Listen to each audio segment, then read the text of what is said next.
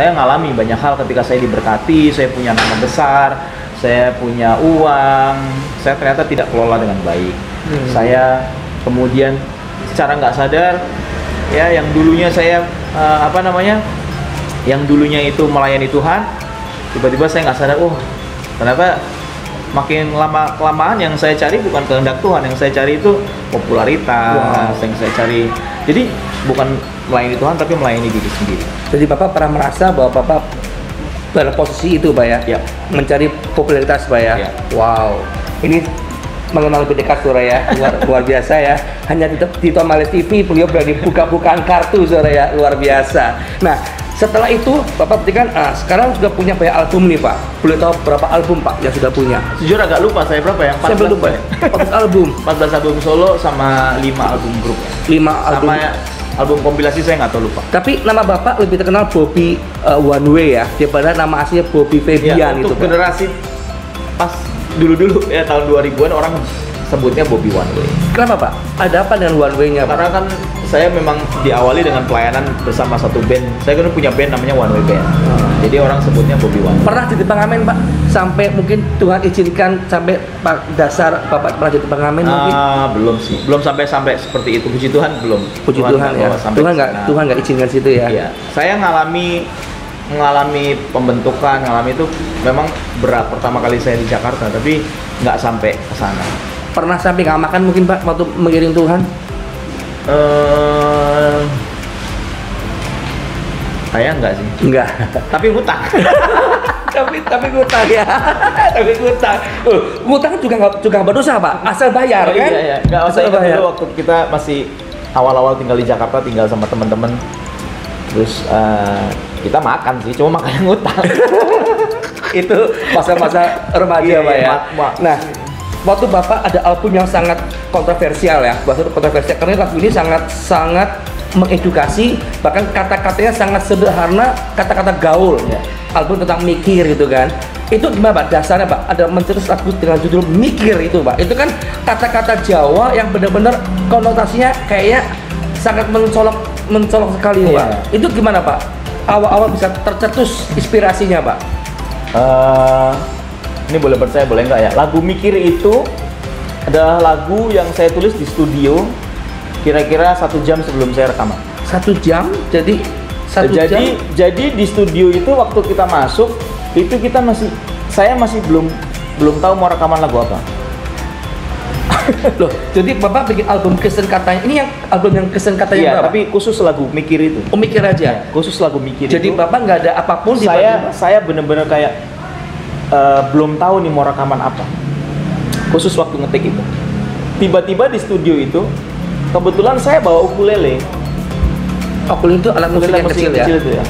Nah, di situ saya waktu lagi preparing saya nyoba-nyoba gitu, tiba-tiba saya dapat Mikir itu.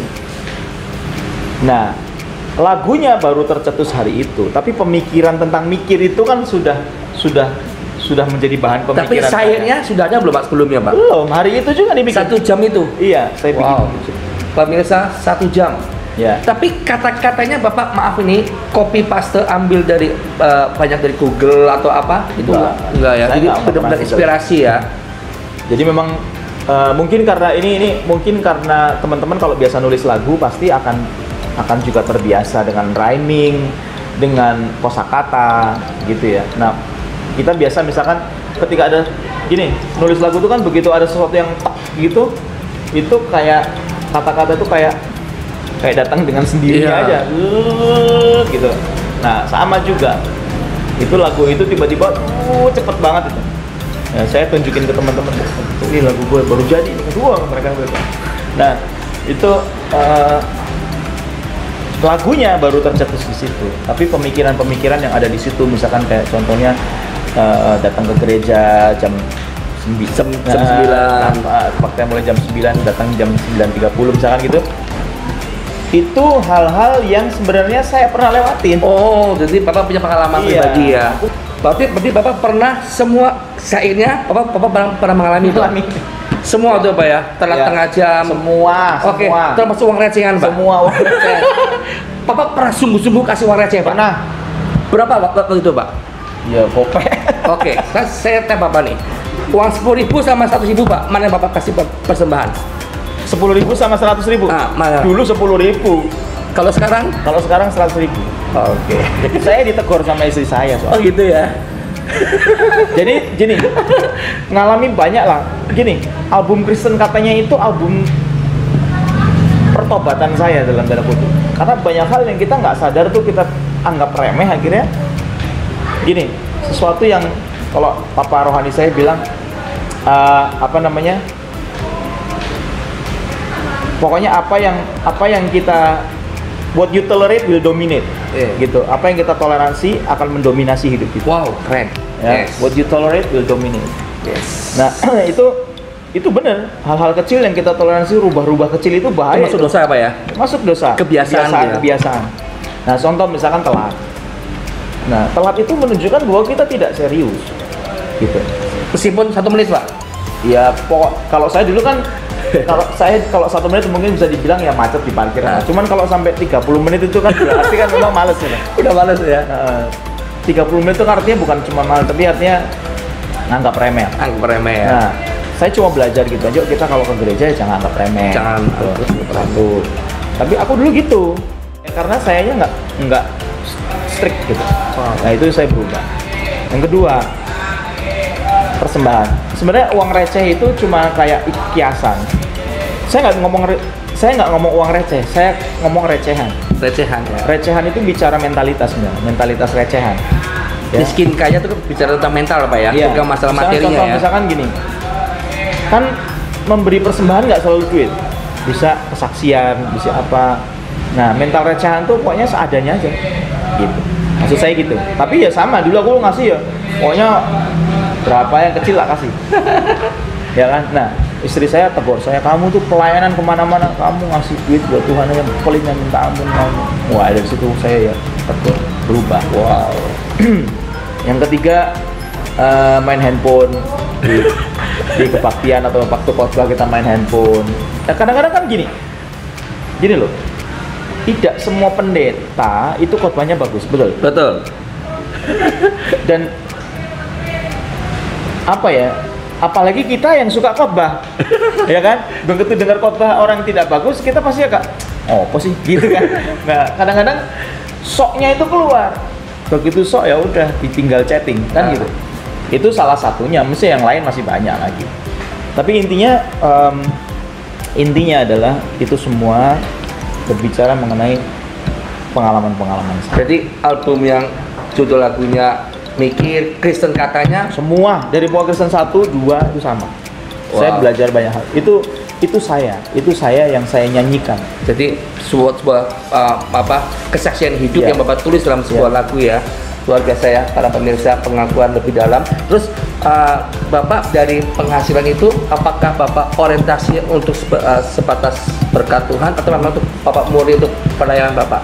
Ya, kalau saya begini, apa yang saya dapat dari situ ya selain untuk saya ya saya harus produksi juga album-album lain. Saya dengar Bapak ini sedang bikin album baru nih Pak. Iya, betul. Pemirsa, ini pertama Anda dengar bahwa beliau sedang membuat album baru. Ya, kita culik nih. Lagi on progress. On progress. Baru ini sementara musik sedang editing sama semuanya, kita udah take vokal. Dan ada satu lagu yang saya akan duet sama Kak Sydney Mohede. Pak, lagu pertama kayak seperti contohnya lagu yang Kemanakah Kami Mencari ya. Terus dari album pertama, album yang sebelumnya dengan lagu yang Kristen katanya 2 itu sangat beda genrenya Pak. Itu gimana Pak? Bisa beda genrenya tuh dapat dari mana inspirasinya Pak? Sebenarnya juga saya nggak pernah tidak pernah memplanning, tapi memang ketika saya ini apa yang saya dapat ya udah mengalir aja, tiba-tiba musiknya jadi kayak begitu. Gitu. Dan saya pikir memang pada saat itu ketika saya mau menyampaikan sebuah message, sebuah pesan yang ringan, musiknya juga nggak boleh terlalu berat. Boleh Pak, kita culik satu lagu Pak, sedikit aja Pak, yang album terbarunya Pak. Album terbaru ya, lagu yang mana ya? Berapa judul lagu Pak? Saya cuma bikin mini album, jadi cuma 6. Cuma 6. Wow. Satu aja, Pak, supaya para pemirsa penasaran, Pak. Tak kau ingat kesalahanku, pelanggaran masa lalu, dengan kasih dan anugerahmu kau berlari memelukku. Bisa Wow. aja. Bikin nangis, saudara ya, luar biasa. Itu gimana? Pengalaman pribadi juga. Iya, saya ngerasa saya banyak belajar tentang, saya banyak merenungkan tentang kasih Tuhan beberapa waktu, mungkin setahun ini. Ya, saya sedang berpikir kenapa seringkali kita hamba-hamba Tuhan seringkali jatuh, seringkali justru karena ternyata kita tuh sering tidak sadar kita frustasi. Kita punya spirit anak sulung yang giat kerja, tapi tujuannya untuk membuktikan sesuatu. Wow. Nah, ketika kita pengen membuktikan sesuatu tuh kita punya beban. Orang kalau pengen membuktikan sesuatu tuh punya beban. Nah, sementara datanglah si anak bungsu yang kurang ajar ini, ya kan? Terus dia pulang, kemudian dengan segala kerendahannya, dia menyadari bahwa udah deh, aku nggak jadi anak nggak apa-apa deh, yang penting aku bisa makan deh. Gitu. Cara dia merendahkan diri, merendahkan hatinya, itulah yang membuat kasih Tuhan itu nyata dalam hidupnya. Nah, saya cuma pengen saya cuma merenung begini. Ternyata seperti yang terjadi di luar sana, bahwa orang yang bermasalah itu, anak-anak yang bermasalah contohnya, anak yang bermasalah itu bukan anak yang tidak sayang orang tua, betul nggak? Anak yang bermasalah itu bukan tidak sayang sama orang tua. Anak yang bermasalah itu adalah anak yang tidak bisa atau tidak mengerti kasih sayang orang tua. Wow. Ya. Betul ya? Betul, Pak. Nah, seringkali hidup kita bermasalah bukan karena kita nggak sayang sama Tuhan, tapi karena kita gagal ngerti kasih Tuhan buat kita. Sama kayak anak sulung ini, dia gagal ngerti. Dia pikir kalau gua kerja giat begini, ya aku diberkati. Jadi gini, enggak. Kita harus mengasihi Tuhan, itu perintah Tuhan. Kasihilah Tuhan Allahmu dengan segenap hatimu, saudara. Itu perintah, tapi triggernya harus benar. Saya mengasihi bukan karena saya hebat. Saya mengasihi bukan karena saya pengen diberkati. Saya mengasihi karena saya terlebih dulu dikasih. Amin. Nah, itu yang menyentuh hidup saya. Kenapa kita sering kali jatuh, susah banget ya, aduh, sama tiba-tiba. Karena Pak, karena kita punya beban untuk membuktikan sama Tuhan, aku sayang sama Tuhan, aku harus bikin sesuatu. Kalau aku nggak sayang sama Tuhan, nanti Tuhan berubah hati. Enggak. Tuhan bilang, kalau kamu nggak setia, aku tetap setia. Amin. Yes. Ya kan? Nah, hal ini yang mengubah saya secara. Artinya gini, banyak orang ngomong sama saya, nanti kalau kita kebablasan gimana? Enggak. Orang kalau ngerti kasih Tuhan, ya dia udah nggak punya pikiran mau orang kasih Tuhan itu seperti mata air. Kalau kita udah minum dari situ, Yesus bilang sama perempuan Samaria, kalau kamu minum air ini, kamu nggak perlu minum yang lain-lain, kamu nggak akan haus lagi. Betul.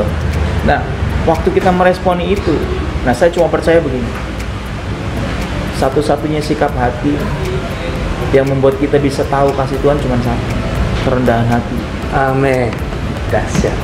Oke, pemirsa, karena waktunya belum kita akhiri, ada pertanyaan psikologi. Saya minta Pak Bobby menjawab dengan cepat. Ya, tidak boleh mikir. Ya, Haleluya. Tidak boleh mikir. Tidak boleh mikir. Ini ya. Nanti Abdul mikir, saya nggak boleh mikir. Ya. 2 pertanyaan. Pertanyaan cuma Bapak jawab dengan cepat. Istri atau pelayanan? Istri. Haleluya. Persembahan atau kolektor? Persembahan. Sudah sekali ya. Pelayanan atau keluarga? Keluarga. Jujur banget. Perpuluhan atau tidak? Perpuluhan. Oke, kita tes. Bapak rajin persepuluhan? Kadang-kadang bolong. Haleluya.